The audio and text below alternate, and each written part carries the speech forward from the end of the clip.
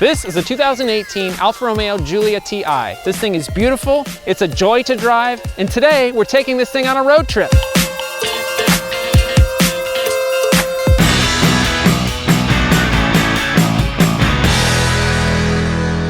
Hey there, I'm Ethan. Welcome to Hello Road. So by now there's already a ton of videos about the Giulia. So instead of rehashing the same old stuff, why don't we do something a little bit different? We're gonna take this lovely Italian-built sports sedan on a road trip. But let's just get a few things out of the way first. I have to mention it right here at the top. The Alfa Romeo Giulia is one of the most stunning sedans I've seen in a long time. It's beautiful from nearly every angle. It's simultaneously aggressive yet gorgeous. And look at these totally radical wheels. Italians are known for building beautiful things, and this vehicle is no exception. This is the Giulia TI Sport Trim, option with a selectable 3-setting dial to change driving modes. A is advanced efficiency for rainy, snowy conditions, N is normal or neutral, and D is dynamic. It adjusts shift points, throttle response, exhaust sound, suspension, and steering firmness to near race car settings. You also get these ridiculously large shift paddles. They look over the top, but they're actually just the right size because they're attached to the steering column and not to the steering wheel. The direct injection inline 4-cylinder has a tremendous 280 horsepower on tap. There is also the brutally quick quadrifoglio model, churning out 505 horsepower, but most people aren't ponying up an extra $30,000 for that model. So what I have here is what you're most likely to see on your morning commute. Alfa abandoned the US market way back in the 1990s. Their last front-engine, rear-wheel drive luxury sedan was sold over 20 years ago. The Giulia is their valiant attempt at making Alfa Romeo a household name in the US. We're going to head out of Los Angeles and take a road trip up historic Route 66 on our way to Elmer's Bottle Tree Ranch, a folk art masterpiece way out in the middle of the Mojave Desert. But first, let's hit a back road to see how this thing handles.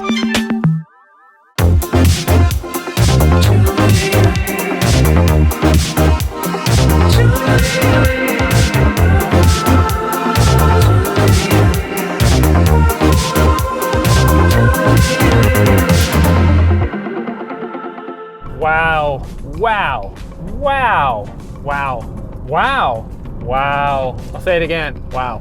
The handling of this fine Italian sports sedan is nothing less than incredible. Quite possibly the best sports sedan I've ever driven. The steering is quick and responsive, it's perfectly weighted, and it's razor sharp. The Giulia encourages you to have fun. It whispers in your ear, just go a little bit faster.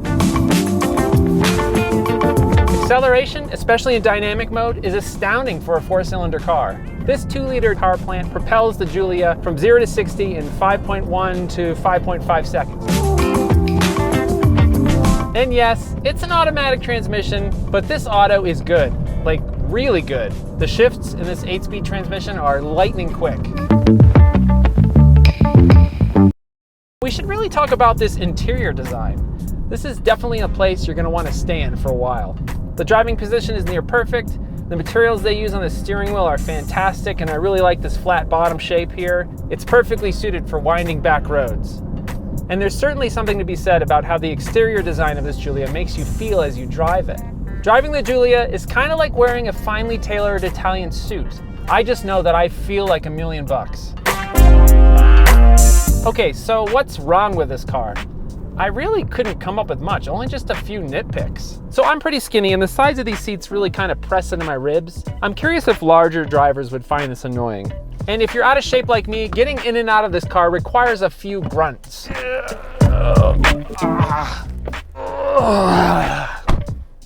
I'm old.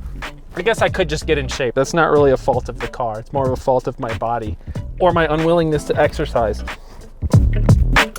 And the infotainment system is just sort of adequate, but once you've driven this car, it's very easy to overlook those minor flaws. Okay, so what about reliability? When this Alfa was unleashed on the American public, I was a little bit skeptical. When I think of Alfa, I think of emotion, style, performance, audacity, but I don't necessarily think of reliability. And sure enough, the first batch of Giulias that reached our shores were really not that well built. But over the last year, it appears as though they've worked through the kinks and they're now producing a world-class vehicle. And there's still a question about long-term reliability as this car is built on an all-new platform. I guess we'll just have to wait and see. Okay, now that we've had some backroad fun, let's head all the way out to the Mojave Desert and visit Elmer's Bottle Tree Ranch.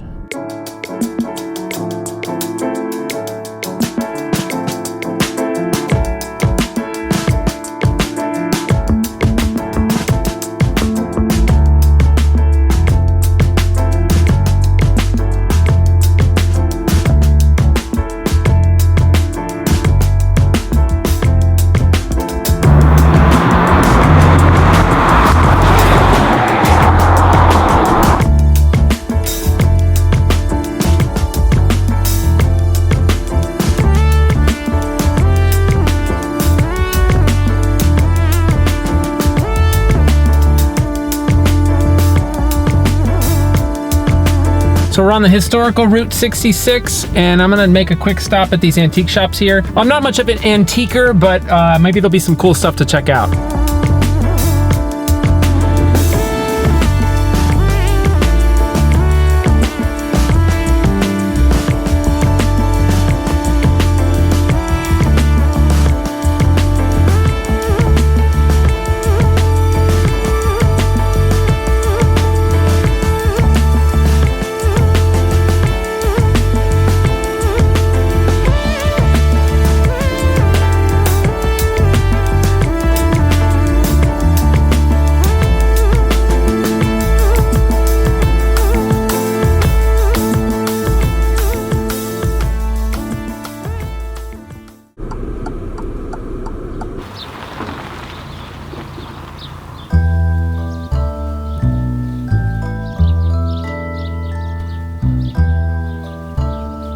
Okay, we've arrived at Elmer's Bottle Tree Ranch. Let's go take a look around.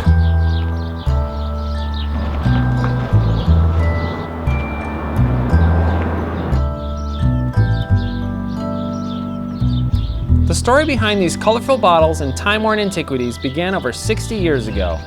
It all started in the 1950s when Elmer Long would accompany his dad on camping trips to the desert. They'd often visit long-forgotten dumps, mining camps, and ghost towns, where he'd help his dad collect scores of discarded bottles and abandoned pieces of history. Over many years, Elmer became fascinated with his dad's bottle collection and how so many unique items were simply thrown away over the years. He inherited his father's bottle collection and began construction of the Bottle Tree Ranch back in 2000.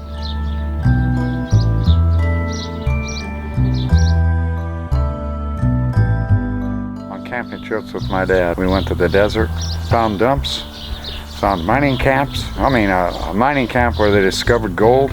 They mined that for 10 years, the ore ran out, everybody lost their job. They left it. They left everything behind. We went and found it. That's what happened. And ghost towns. And I went down in 2000 and brought the whole thing up here, started building.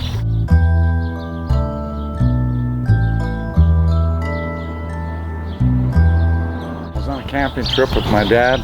This was near the town of Boron, out in the middle of nowhere. Oh, okay.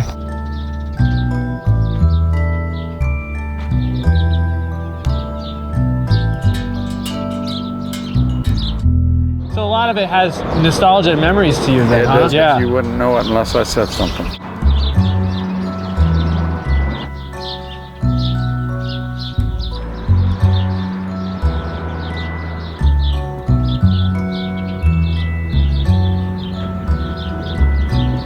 While Elmer doesn't consider himself an artist, it's evident that the transformative revival of these found materials is inspiring, beautiful, and significant.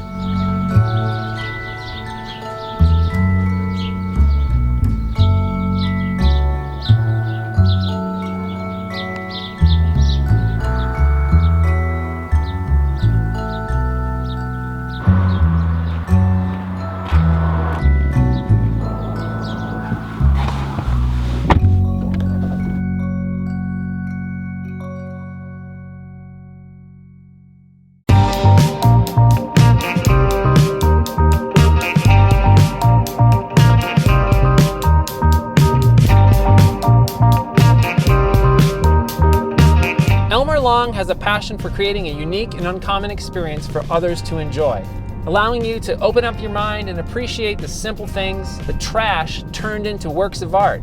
Elmer decided to take his life in this direction and to be just a little bit different. And I think the designers and engineers at Alfa Romeo performed a very similar feat. That's one of the reasons I like this Giulia so much. The Alfa's just a little bit different. Yeah, you could stick with the pack and get something obviously good like the BMW 3 Series or a Lexus IS, but this Alfa moved the goalposts. It's more fun to drive, and it has that mysterious charm and allure that can only be found in a piece of Italian-built machinery. In this car, it's surely to become another Italian icon.